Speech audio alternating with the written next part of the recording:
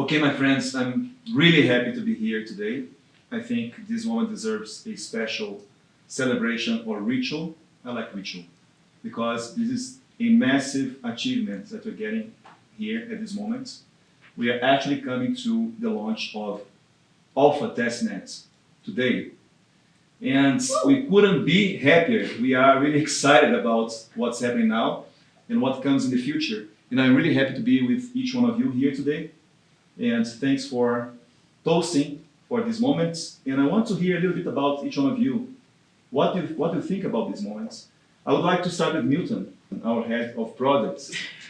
Milton, how was it for you to get here, and how do you see these achievements in the technical sense? Yeah, so first of all, let's be clear what we have, right? So we are Testnet Alpha.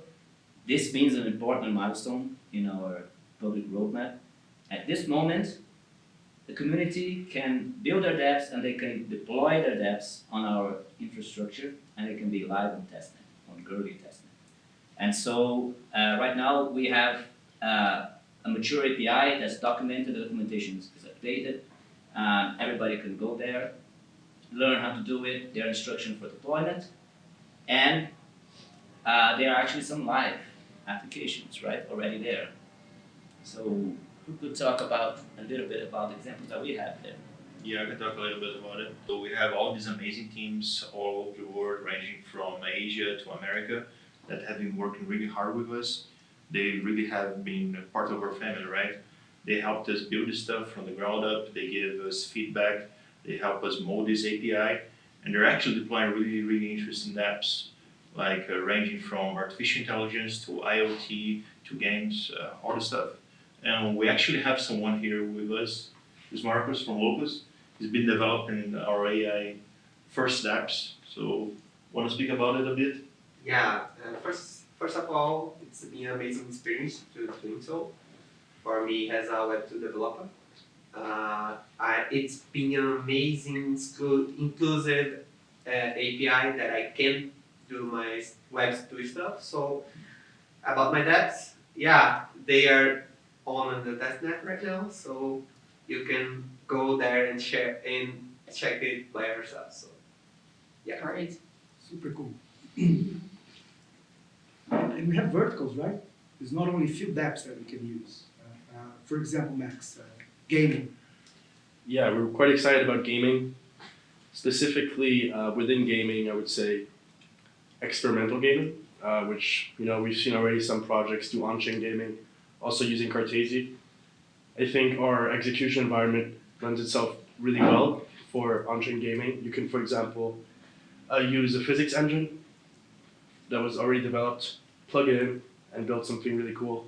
So that's something we're looking forward to, and already a few teams are playing around with that. So let's see how that looks. Super cool. Right. This is so awesome. We have a really cool game being developed by a community member, right? So Flickr was developing this ultra chess game, which is really cool. You can battle your bot against others. So you train your AI, you put it in there, and you try to make king of the hill. So it's a really nice application. We have also another team from Taiwan at first using another game with Cartesi. Yeah, Dinder. It's a mashup of Pokemon and Candy Crush. It's actually the video that we created about them, Yeah. Yeah. yeah. Super. And Also battleships, so yeah. Yeah. So a lot of interesting applications. We also have a parking IoT application from the guys from Poland, which is super interesting. the guys in Brazil as well, developing something with geotech, right? The researchers. Yeah, the researchers. Yeah. We have the guys from University of Federal Fluminense University, which are developing two really interesting applications. So one is about tracking buses and making sure that they're issued a fair and transparent fine in case they miss their itineraries. And another one that actually handles GDPR-like privacy. So you can make sure that whenever you want your data to be excluded, it's actually being deleted. Yeah, so really nice stuff. And we want to celebrate all these pioneering teams because they helped to develop some prototypes, some demos. They were developing on top of something that was not ready by that time. It was super important to give our core team, our product team, valuable feedback on how to tune and better adjust our platform. And I want to celebrate these people because they were heroes, they were pioneers. So that's great. Yeah, and on top of that, we those teams that are coming and building on top of us, they're expanding, right? As in ETH Bogota and ETH São Paulo, right? And they are building very interesting things. I think Gabriel can maybe. Yes. So the launching testnet is gonna be really interesting because it's an next milestone even for those projects. So currently they've been testing our stuff even before we were in testnet, and they've been doing some very interesting projects. And we know of a few of them that actually became like a team, and they're still trying to develop their ideas they came up with in Hackathon. So they'll be really excited to know that we are moving forward and we are delivering on our product. Didn't her daughter win second prize or anything? Yeah, they did. They did. Yeah, that is amazing. Yeah, female hackers. Yeah, Mhm. good for them. Phenomenal builders, by the way, right? They're Super super sharp. high level builders, yeah, it's great, yeah, Very looking forward to meet them again. absolutely. We could talk a little bit about your experience, Basil, in Boston and if Bogota. Yeah.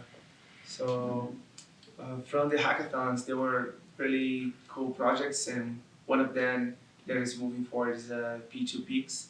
It's an on-ramp using the central government of Brazil's API, and that was something that was not possible before because there are some levels of check and some complexities to the computation that before might be possible but would be really difficult to implement. And currently they can use libraries, they can use things that the traditional developer already is using to double check information. So they are building this on-ramp, and it's gonna be truly decentralized, and we are really excited about it.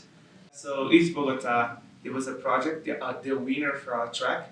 They've created NFT generating software where you express the inputs for your new NFT, and it generates a new fractal image, actually doing the full process on chain. On chain, right? Yes. And this is a very important message that I saw on DevCon 6, right? The whole community finally waking up and understanding that scalability goes much beyond than cheap transaction or fast transaction. A lot of projects talking about real computation power, and our general purpose computation layer brings that, and on top of that, a huge programmability, which is Linux OS. And that, I'm super curious to see what the builders around will bring, right? And for example, in decentralized organizations, autonomous organizations, the sky's the limit, right? Yeah, for sure. I think like we have a real problem of governance on blockchain applications, mainly because we lack expressiveness on the kind of voting systems that we can build, right? So we end up seeing DAOs that are basically controlled by whoever has the most money, which is not a good way to build a decentralized governance system, right? So I'm really excited about the kind of decentralized applications and governance that we can create with our testnet launch now. Yeah, maybe Yeah. mixing NFTs and all the complexity that Yeah, they're for sure. starting to be a little bit closer to replicate what is in the real world, right? Yeah. It's super exciting. So what happened in Boston further? Can you explain a little bit more, Max? Yes, so in Boston we had a hackathon with different teams from different universities, including MIT, Harvard, and a couple other great universities. And we were able to meet a lot of talented students, and these students were able to experience our technology for the first time. So we had a couple teams. One of the teams actually was developing something around on-chain gaming, like a fighter game with AI battling each other again, fully on-chain, sort of a fighter game. We had a team trying to merge quantum computing and blockchain. Oh, Wow. You can read more about that yeah. on our Twitter. And the last team was trying to make actually a decentralized team, which is really cool, right? Because nowadays we don't really have a centralized place to know where to find these Web3 games. Let's So make it's sure that yeah. Cartesi Labs is talking with them, right? Yes, I told them to apply. Yeah. It's definitely something that the community needs, right? Mm-hmm. It's open for everyone. Mm-hmm. Yeah. Mm-hmm. And I think we cannot forgot to mention that our technology would not possible if it was not about the huge community that is bringing up this decentralized world, right? We are just building on top of giants, right? And we do believe in a collaborative and constructive environment, right? And it's super excited to see Cartesi technology and what we can produce to contribute with this huge community and help each other to move forward and bringing closer to the mainstream adoption and real use cases for getting Web3 where it deserves to be, right? So I'm just curious, what would you like to see built on the blockchain OS in the future? I'm jumping to the future. Yeah. I don't really have a clear vision, you see. I think that we are giving the tools for people to actually build great stuff. So there, if we look at that ecosystem right now, it's kind of limited, you know.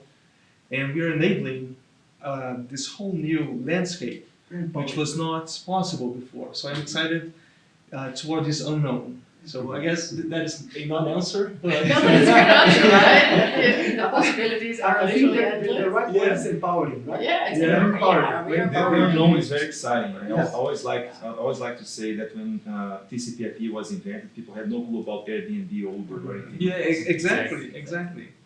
Yeah. And now people have been working under severe constraints in scaling aspects and also in programmability aspects. And we hope that with our the things that we're building together, more things will be possible. We want to be surprised. Exactly. Super. I think that deserves a cheer. Yeah, and we should all give it a real shout to all these teams that have been working with us, right? So we have Locus here, but we also have Ephoras, we have Sodatech, we have OOF, we have Calindra, we have Productivity. ZP, Productivity. Yeah, all these they're guys. all spread in different countries, right? Productive is in Bulgaria, Ethers in Taiwan. We have several teams in Brazil as well. Yeah, OOF is in Brazil, then Locus as well. Poland, Yeah, Bulgaria. Web Chefs is in Poland. webshops, yeah, Yeah, individual contributors in US as Yeah. developing games. absolutely. So yeah, I'm super excited and it's just the beginning. Right? And so I'm extremely excited to see how far we've all come with so many contributors around the world. And a special shout out to those who aren't here with us today. Extremely excited for what's next for Cartesi and the contributions that we'll make to the ecosystem. So I just want to say cheers. Cheers!